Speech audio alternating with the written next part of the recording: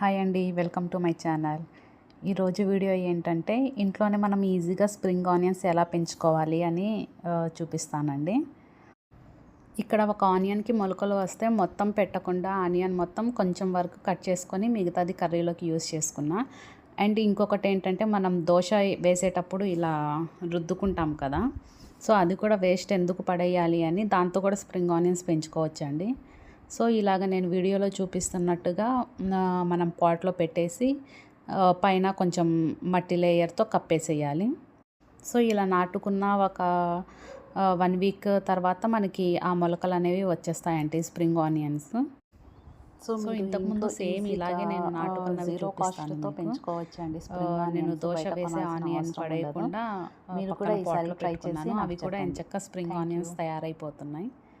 ఇవేనండి అవి. మీరు కూడా ఒకసారి ట్రై చేయండి ఇంట్లో.